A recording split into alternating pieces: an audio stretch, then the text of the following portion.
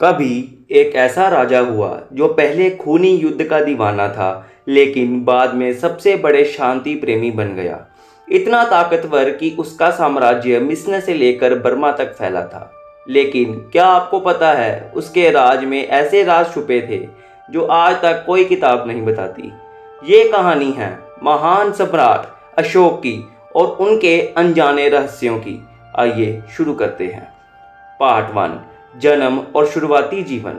अशोक का जन्म 304 ईसा पूर्व में पाटलिपुत्र, जो आज पटना में है, वहां पर हुआ। मौर्य वंश के तीसरे सम्राट चंद्रगुप्त मौर्य के पोते और बिंदुसार के बेटे। बचपन से ही साहसी, युद्ध कला में निपुण और थोड़े क्रूर स्वभाव के लिए मशहूर थे। अपने ही भाइयों से सत्ता के लिए संघर्ष किया।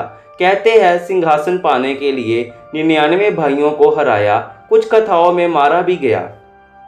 क्या ये सच है कि सिंहासन पाने के लिए भाई की हत्या हुई?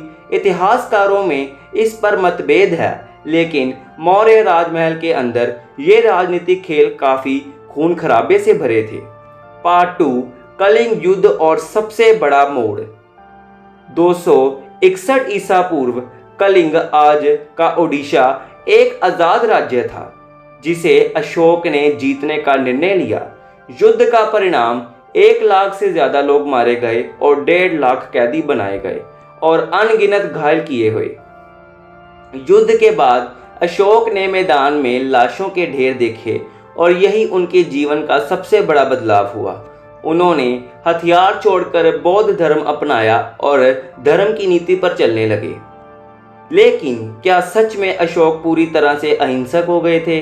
कुछ प्रमाण बताते हैं कि उन्होंने सीमा सुरक्षा और सेना को मजबूत रखना जारी रखा था। पार्ट 3, अशोक का साम्राज्य और नीतियां।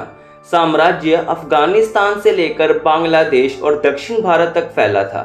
धर्म नीति, जिसमें दया, सत्य, अहिंसा, धार्मिक और प्रजा की भलाई पर जोर था। सड़कें, कुएं, वृक्ष, अस्पताल प्रजा की सुविधा के लिए काम किया गया था। राज आज्ञा को फैलाने के लिए शिलालेख यानी कि रॉक एडिक्ट्स का इस्तेमाल किया। ब्राह्मी लिपि में संदेश पूरे साम्राज्य में खुदवाए।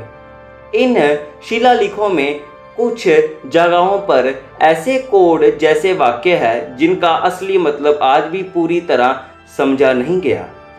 पार्ट 4, अनजानी मिस्ट्रीज और कम ज्ञात फैक्ट्स। अशोक का गुप्त संगठन भी था जो 9 अज्ञात लोग थे, जिसमें एक सीक्रेट सोसाइटी जो अशोक ने युद्ध के बाद बनाई थी। इसका मकसद था खतरनाक ज्ञान को गलत हाथों में जाने से रोकना, जैसे बायोलॉजिकल वारफेयर, हिप्नोसिस और एडवांस्ड टेक्नोलॉजी। कुछ लोग कहते हैं कि ये सोसाइटी आज भी मौजूद है।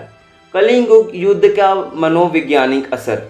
कुछ इतिहासकार मानते हैं कि अशोक को post traumatic stress disorder PTSD हुआ, जिसकी वजह से उनका व्यवहार अचानक बदल गया।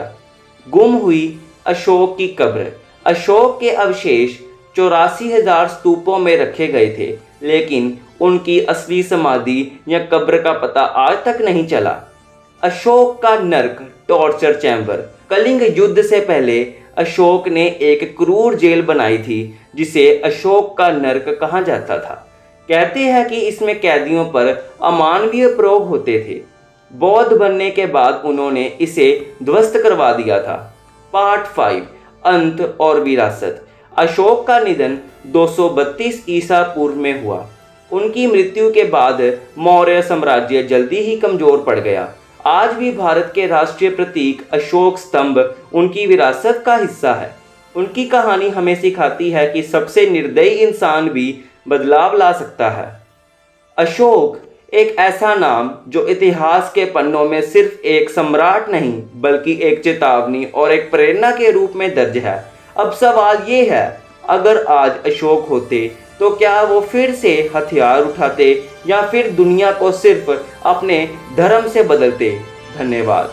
ऐसी और इंटरेस्टिंग फैक्ट सुनने के लिए हमारे चैनल को लाइक करें, सब्सक्राइब करें और शेयर करें।